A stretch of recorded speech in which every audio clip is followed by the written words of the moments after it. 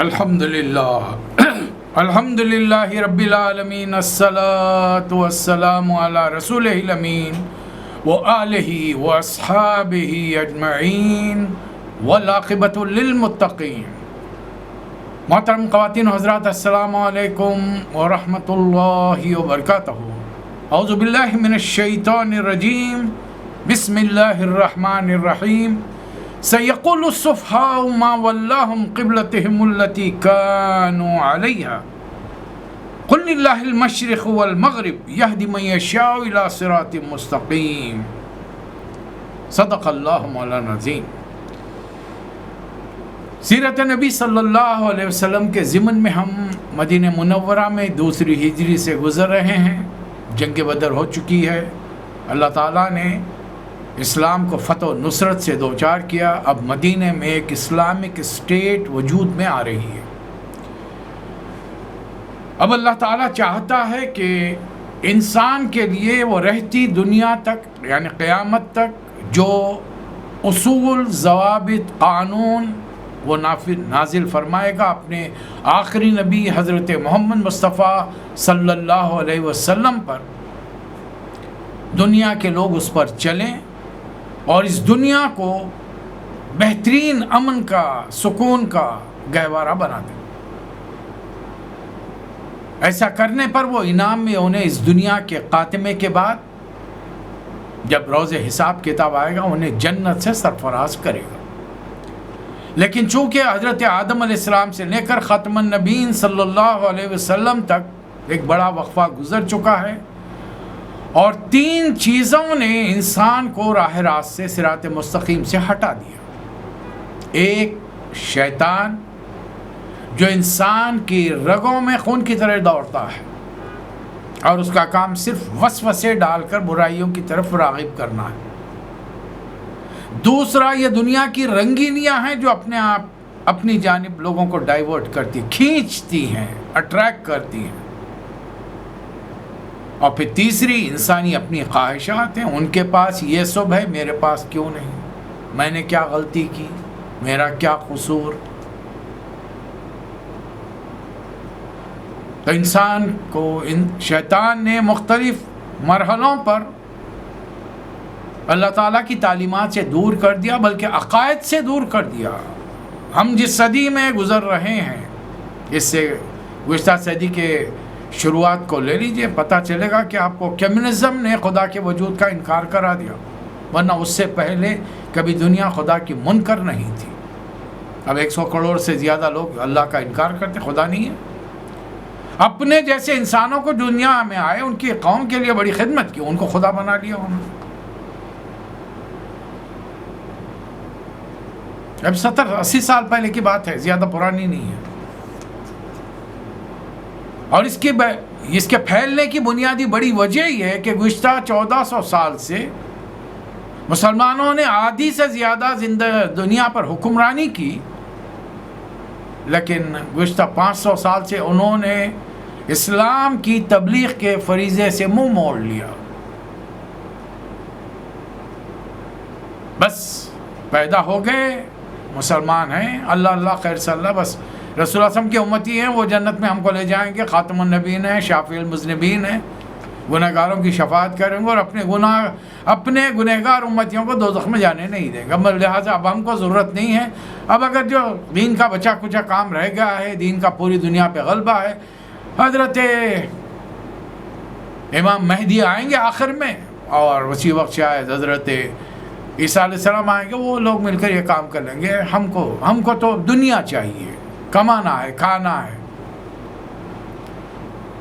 اور گزشتہ 200 سال جو تمام مسلمان 56 ممالک نے کسی نہ کسی کی غلامی میں، زیر دستی میں گزار دیے، ان کی ذہنی حالت کو پشمردہ کر کے رکھ دیا ہے۔ لیکن اللہ کا کرم ہے، اس کا لاکھ لاکھ فضل و احسان ہے کہ گزشتہ صدی کے اواخر میں اور پھر اس صدی کے شروع میں ایک لہر اسلام کی دوڑ گئی ہے۔ خود مسلمان پلٹ رہے ہیں، غیر مسلم اس دین کی طرف آ رہے ہیں۔ 9/11 کے بعد سے تاریخ اٹھا کر دیکھیے. چونکہ میڈیا ہمارے ہاتھ میں نہیں ہے اس لیے ہمیں پتہ نہیں چلتا کہ کتنے لوگوں نے قرآن کا مطالعہ کیا, کتنے لوگ اسلام کے قریب آئے, کتنے داخل ہوئے. چونکہ میڈیا دوسروں کے ہاتھ میں, وہ صحیح اطلاعات ہم کو دیں گے نہیں, بلکہ وہ مختلف ہیلے بہانوں سے کہیں گے کہ کہیں پیٹرول ڈالر نے ان کو مسلمان کیا ہے, کہیں ڈرا دھمکا کر مسلمان کیا گیا. نہیں, اسلام ایسے کبھی بھی نہیں پھیلا. بائی ہک اینڈ کروک اس طریقوں سے حضرت عیسیٰ علیہ السلام کے امتیوں نے تو اپنے طریقے کو, اپنے گھڑے ہوئے دین کو تو پھیلا لیا, لیکن مسلمانوں نے, محمد صلی اللہ علیہ وسلم کے امتیوں نے کبھی بھی ایسی کوئی حرکت نہیں کی. اس لیے کہ یہ حرکت کرنے والا دوزخ میں جائے گا, جنت میں نہیں جا سکتا. تو جنگ بدر کے بعد اللہ تعالیٰ نے اب ایک مملکت میں وہاں کے رہنے والوں کا نظام زندگی کیا ہوگا, کیسے عمل کریں گے, ہر شعبے سے متعلق ہدایات دی. لیکن اس سے پہلے اللہ تعالیٰ گزری ہوئی قوموں کی داستان بیان کر رہا ہے کہ دیکھو, تم سے پہلے کہ یہ لوگ بھی نبیوں کے ماننے والے, جنت دوزخ آخرت کے ماننے والے تھے, لیکن عقیدوں میں بگاڑ کے سبب یہ اللہ کے ایک تو مغضوب علیہم, دوسرے ضالین, ایک پر اللہ کا غضب ہو چکا ہے اور دوسرے راہ راست سے بھٹک گئے. تم یہ حرکت نہیں کرنا. اور اس کے لیے اللہ تعالیٰ نے سورہ بقرہ میں بڑی تفصیل سے بات نازل فرمائی اور حضرت ابراہیم علیہ السلام کا بھی تذکرہ فرما دیا کہ کس طریقے سے حضرت ابراہیم علیہ السلام کو اللہ تعالیٰ نے بھیجا اور انہوں نے پہلے بیٹے کو مکہ مکرمہ میں لے جا کر بسایا, اور دوسرے بیٹے سے پھر اللہ نے پیغمبروں کا ایک سلسلہ شروع فرمایا. لہٰذا اب دنیا کے دیگر لوگوں کو بتایا جا رہا ہے کہ تمہارے ہاں جو نبیوں کی تعلیمات لائی گئی تھی اب وہ نل اینڈ وائڈ ہے. البتہ محمد صلی اللہ علیہ وسلم کے امتیوں کو یہ حکم دیا گیا کہ ان کتابوں پر ایمان رکھے, ان تمام نبیوں پر ایمان رکھے, چاہے ان کے بارے میں جانتے ہو یا نہ جانتے. لیکن عمل ہوگا اب قرآن کے مطابق, نبی کریم صلی اللہ علیہ وسلم کی سیرت مبارکہ کے مطابق. اب یہ ہم سے پہلے کی قومیں ہم سے کیا کیا مطالبہ کریں گی, اللہ تعالیٰ اب اس کے بارے میں فرمائیں. قالو, اور وہ کہیں گے تم سے, کونو ہودن او نصارا تہتدو, یہودی ہو جاؤ یا نصارا ہو جاؤ, عیسائی ہو جاؤ تو ہدایت ملے گی. جواب میں ان سے کہیے, قل بل ملت ابراہیم حنیفا, نہیں تم جن کو مانتے ہو ہم تو ان کے جد کو مانتے ہیں. ان کی تاریخ معلوم کرو تو پتہ چلے گا کہ وہ تو شرک کرتے ہی نہیں تھے. اور موسیٰ علیہ السلام کے ماننے والوں نے عزیر علیہ السلام کو خدا کا بیٹا بنایا, حضرت عیسیٰ علیہ السلام کے ماننے والوں نے انہی کو خدا کا بیٹا بنا لیا. ہم یہ شرک نہیں کرتے, ہم تو ان کو اللہ کے بندے ہی سمجھتے ہیں. اور حضرت ابراہیم وما کان من المشرکین, یہ ہے اصلی بات. بلکہ جواب میں اے مسلمانوں ان سے ڈائلاگ کرو, قولو آمنا باللہ, کہو تم ہم اللہ پر ایمان لائے, وما انزل الینا, جو آج ہم پر اب نازل کیا گیا ہمارے نبی خاتم النبیین پر, وما انزل الی ابراہیم و اسماعیل و اسحاق و یعقوب والاسباط وما اوتی موسیٰ و عیسیٰ وما اوتی النبیون من ربهم لا نفرق بین احد منہم ونحن له مسلمون. ہم سب کو مانتے ہیں, ان تمام کتابوں کو مقدس مانتے ہیں, ان کی تعظیم کرتے ہیں, تمام نبیوں کی اور ان کتابوں. لیکن اب ہمارا عمل ہوگا خاتم النبیین کے طریقے اور ان کی لائی ہوئی قرآنی تعلیمات کے مطابق. اور ہم ان نبیوں میں کوئی فرق نہیں کرتے, کسی کو بڑا چھوٹا ہم نہیں بولتے. یہ ہماری مجال بھی نہیں, ہماری ہمت بھی نہیں ہونی چاہیے اس قسم کی حرکتیں کریں. یہ ہمارے شاعر حضرات جو اوٹ پٹانگ قسم کے اشعار کہہ دیتے ہیں, انہیں اندازہ نہیں کہ قیامت کے دن کتنی سخت پکڑ اور پوچھ ہوگی. وہ غلو کر کے واہ واہ لوٹنے کے لیے بہت سارے اشعار تو کہہ دیتے ہیں, لیکن انہیں سوچنا چاہیے کہ محبت میں حدود کا خیال رکھا جائے. مبالغہ آرائی کہیں منہ کے بل ٹھوکر کھلا کر اوندے منہ نہ گروا دے، ناراضگی، اللہ رسول کی ناراضگی کا سبب نہ بن جائے۔ تو اے نبی صلی اللہ علیہ وسلم اپنے امتیوں سے کہہ دیا اور غیر امتیوں سے بھی کہہ دیجئے آپ کے دور میں، آپ کے بعد آنے والے، فَإِنْ آمَنُوا بِمِثْلِ مَا آمَنْتُمْ بِهِ فَقَدِ اهْتَدَوْا۔ اب اگر یہ آنے والے ویسے ہی ایمان لائے ہیں جیسے آپ اور آپ کے صحابہ، تو یہ ہدایت یافتہ ہے۔ وَإِنْ تَوَلَّوْا، اور اگر یہ منہ موڑتے ہیں، روگردانی کرتے ہیں، غیر مسلم تو رسول اللہ صلی اللہ علیہ وسلم کا نام سننا نہیں چاہتے، قرآن پڑھنا نہیں چاہتے، پڑھیں تو اس کے اندر غلطیاں تلاش کرنے کی کوشش میں رہتے ہیں، اس لیے اللہ کی طرف سے ہدایت نہیں ملتی۔ اب رسول اللہ صلی اللہ علیہ وسلم کے امتیوں کا حال یہ ہے کہ زبان سے کہتے ہیں کہ ہم رسول اللہ سے محبت کرتے ہیں، اللہ سے، اللہ کی کتاب سے، لیکن اللہ کی کتاب کی طرف رجوع نہیں کرتے، بلکہ بہت ساری خرافات اور بدعات ہم نے اپنے درمیان پیدا کر لی ہے اور اس کو رسول اللہ صلی اللہ علیہ وسلم کی محبت کا نام دے دیا ہے۔ 12 ربیع الاول، راستے بند، بڑے بڑے جلوس، اب تو بینڈ باجے کے ساتھ یہ ہنگامے ہو رہے ہیں۔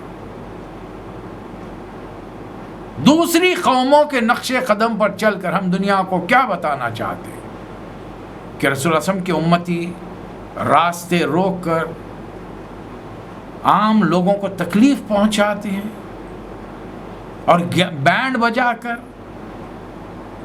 بڑے بڑے جلسے نکال کر، پیسوں کو پانی کی طرح بہا کر کیا ثابت کرنا چاہتے ہیں؟ کیا مسلمانوں میں اتنی امارت آ گئی ہے؟ کوئی مسلمان آج غریب نہیں ہے؟ اگر ہے تو پھر یہ پیسہ ان کی فلاح کے لیے خرچ کیوں نہیں ہو رہا ہے؟ یہ ان بیکار رسموں پر جو خرچ کیا جا رہا ہے، یہ مسلم امت پر کیوں نہیں خرچ کیا جا رہا؟ ان بیواؤں کے لیے، ان یتیم بچوں کی تعلیم کے لیے ہمارے اپنے ٹرسٹ ہونے چاہیے، ہمارے اپنے ادارے ہونے چاہیے۔ بر صغیر میں ٹھیک ہے، جہاں 20 کروڑ مسلمان رہتے ہیں وہاں تو حکومت ہماری نہیں ہے، تو ہم کو تو اپنی دیکھ ریکھ خود ہی کرنے، اپنی امت کا خیال تو ہمیں رکھنا پڑے گا۔ اسلامی تعلیمات کو عام کرنے کے لیے، مسلمانوں کو پھر سے اسلام کے فولڈ میں لانے کے لیے، جس دن میں اور آپ، ہمارے اطراف میں رہنے والے مسلمان اسلامک فولڈ میں آئیں گے، دنیا ہم کو دیکھ کر اسلام قبول کرے گی، مجھے اور آپ کو تبلیغ کے لیے جانے کی ضرورت نہیں پڑے گی۔ اور اگر یہ منہ موڑتے ہیں نبی صلی اللہ علیہ وسلم، فَإِنَّهُمْ فِي شِقَاقٍ، یہ ہٹ دھرمی میں پڑ گئے ہیں، فَسَيَكْفِيكَهُمُ اللَّهُ، اللہ اطمینان رکھیے، اللہ کی مدد آپ کے لیے کافی ہے، اللہ آپ کی حمایت کے لیے کافی ہے، وہ سمیع اللہ وہ دیکھ رہا ہے۔ صبغۃ اللہ، کہیے اپنے امتیوں سے کون سا رنگ بہتر ہے؟ اللہ کا رنگ۔ یہاں تو خوالیاں ہیں، رنگ دے چنریا تیری سنہرے رنگ کی اور گیروے رنگ کی، کون سا رنگ؟ یہ کس کا رنگ ہے؟ یہ رسول اللہ صلی اللہ علیہ وسلم کا تو رنگ نہیں ہے۔ رسول اللہ صلی اللہ علیہ وسلم نے تو اس سے منع فرمایا ہے، اور آج امت کے بڑے بڑے دیندار جو بہت ساری خبروں پر مجاور بن کے بیٹھے ہوئے ہیں، وہ کیا کر رہے ہیں؟ روٹی کس کی کھا رہے ہیں اور عمل کیا کر رہے ہیں؟ ہمارا لباس ہوگا تو گیروے رنگ کا، ہماری ٹوپی ہوگی تو گیروے رنگ کی، گلے میں رومال ہوگا تو گیروے رنگ کا۔ رسول اللہ صلی اللہ علیہ وسلم نے تو یہ رنگ منع فرمایا تھا کہ دوسری قوموں کے نقش قدم پر چلو گے تو انہی جیسے بن جاؤ گے۔ تم لوگوں سے بات کرو، ڈائلاگ کرو، قل اتحاجون فی اللہ، اللہ کے بارے میں ہم سے تم جھگڑا کرتے ہو، تکرار کرتے ہو، وہو ربنا وربکم، اللہ تو ہمارا ایک ہے، تمہارا بھی ایک ہی ہے، ولنا اعمالکم وَلَنَا أَعْمَالُنَا وَلَكُمْ أَعْمَالُكُمْ، ہمارے عمل ہمارے ساتھ ہیں، تمہارے عمل تمہارے، ہم تو صرف تم کو پیغام پہنچا رہے ہیں، ڈنڈا لے کے مسلمان نہیں کریں گے، لالچ دے کے مسلمان نہیں کریں گے تم کو، نوکری کا، لڑکی کا، عورت کا، عہدوں کا، دنیاوی ساز و سامان کا نہیں۔ مسلمان لالچ دے کے کسی کو اسلام کی طرف راغب نہیں کرتا، مسلمان اپنے قول و عمل سے اسلام کی طرف راغب کرتا ہے۔ اور دنیا والوں سے کہو وَنَحْنُ لَهُ مُخْلِصُونَ،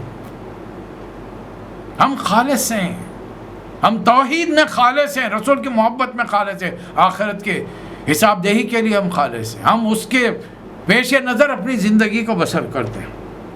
ان سے پوچھئے کیا ابراہیم، اسماعیل، اسحاق، یعقوب اور ان کے بعد والے تمام یہود اور نصارہ تھے؟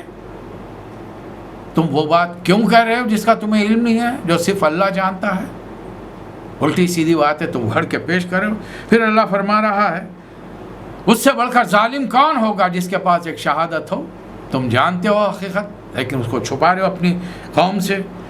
پھر ہم سے کہا جا رہا تلک امۃ قد خلت، یہ پہلی قوم تھی گزر گئی، ان کا معاملہ ان کے ساتھ تمہارا، ولا تسألون عما كانوا يعملون، وہ جو کر رہے تھے اس کے بارے میں تم سے نہیں، تم سے تمہارے بارے میں پوچھا جائے گا۔ نبی مدینہ پہنچ چکے ہیں، تقریباً 1.5 سال ہو چکا ہے، 17-18 مہینے۔ نبی کریم صلی اللہ علیہ وسلم بار بار اپنے چہرے مبارک کو آسمان کی طرف اٹھاتے۔ دیکھیے جب سے مدینہ آئے ہیں نماز قبلے کی طرف رخ کر کے پڑھی جاتی ہے، اور اللہ نے اس وقت قبلہ رکھا تھا بیت المقدس۔ مدینہ میں پہنچنے کے بعد جب بیت المقدس کی جانب رخ کر کے نبی کریم صلی اللہ علیہ وسلم اور صحابہ اکرام نماز پڑھتے تو آپ لوگوں کی پشت کعبۃ اللہ کی طرف ہو جاتی۔ اب یہ عربوں پر بڑا گراں لمحہ تھا، مہاجرین، انصار، مکے والے، مدینے والے۔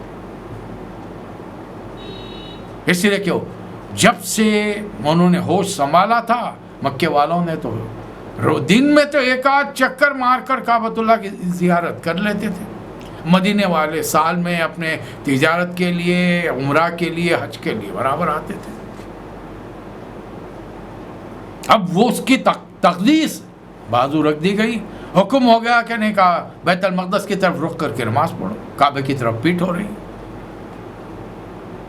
اب نبی کریم صلی اللہ علیہ وسلم کا چہرہ مبارک بار بار اٹھ رہا ہے۔ اللہ تعالیٰ فرمایا قد نرى تقلبك وجهك في السماء، یہ بار بار آپ کا چہرہ مبارک کا آسمان کی طرف اٹھنا ہم دیکھ رہے ہیں۔ فَلَنُوَلِّيَنَّكَ قِبْلَةً تَرْضَاهَا، لیجئے ہم آپ کا رخ اس قبلے کی طرف کرتے ہیں جس پر آپ راضی ہو جائیں۔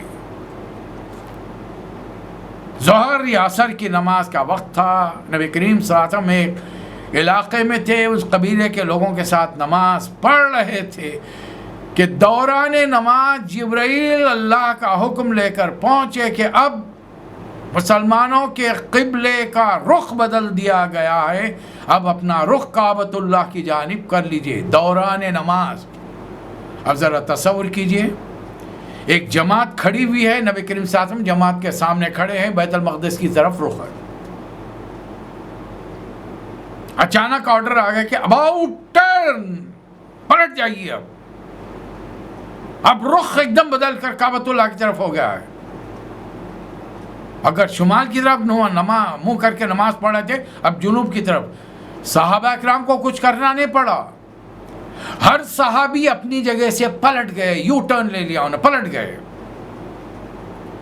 پہلی صف آخری بن گئی، آخری صف پہلی بن گئی۔ نبی کریم صلی اللہ علیہ وسلم کو ادھر کی امامت سے گزر کر سائڈ سے چلتے ہوئے آ کر ادھر سامنے کھڑے رہنا پڑا۔ نماز میں حرکت جائز ہے ضرورت کے پیش نظر۔ مدینے میں ایک ہلچل مچ گئی، ان کی ان بے چینیوں پر، خاص طور پہ یہودی جو اس آرزو امید میں آس لگائے بیٹھے تھے کہ محمد صلی اللہ علیہ وسلم تو ہمارے قبلے کی طرف رخ کر کے نماز پڑھ رہے ہیں، تھوڑے دنوں بعد ہمارے فولڈ میں آ جائیں گے۔ غالب نے کہا نا، راہ پر ان کو لگا لائے تو ہیں باتوں میں، اور کھل جائیں گے 2-4 ملاقاتوں میں۔ ہمارے رنگ میں ہم ان کو رنگ لیں گے، ابھی تو ان کا قبلہ ہی ہمارا ہے۔ بہت ساری چیزیں حلال حرام کی جو بتا رہے ہیں، اس میں بھی ہم سے موافقت ہے، اللہ یہ کہ بعض چیزوں کو ہم نے شیطانی کر کے، انہیں احساس ہے ان کے علماء کو، بعض چیزیں ہم نے زیادتی کر کے حرام قرار دی ہیں، بعض چیزوں کو ہم نے حلال قرار دیا ہے، لیکن محمد صلی اللہ علیہ وسلم جو لائے ہیں ان کے دلوں پر بات لگ رہی ہے۔ لیکن ڈر کیا ہے؟ اب ہماری چودراہٹ ختم ہو جائے گی۔ آج یہ بیماری مسلمانوں میں آ چکی ہے، ہمارے دینداروں میں آ چکی ہے۔ ہم نے جتھے بندیاں بنائی ہیں، ہر آدمی 1.5 انچ کی مسجد بنا کر بیٹھا ہے۔ آپ کون؟ شافعی، حنفی، مالکی، حنبلی، اہل حدیث۔ ان سب کا جائزہ لے کر دیکھیے، عقیدے سب کے ایک، توحید، رسالت، آخرت، قرآن، احادیث کی صحاح ستہ وہی کتابیں۔ پریشانی کیا ہے؟ نماز کے طریقوں میں۔ ذرا ان جن ناموں کو میں نے گنایا ہے ذرا تحقیق کیجئے آپ لوگ۔ فجر کی یہ سارے تمام لوگ کتنی رکعت پڑھتے ہیں؟ 2۔ ہر رکعت میں کتنے رکوع کرتے ہیں، کتنے سجدے کرتے ہیں؟ 1 اور 2۔ تو پھر مسئلہ کہاں ہوا؟ ہاتھ سینے پہ باندھنا، ہاتھ چھوڑ کے پڑھنا، ہاتھ ناف پہ باندھنا، یہ مسئلے ہیں۔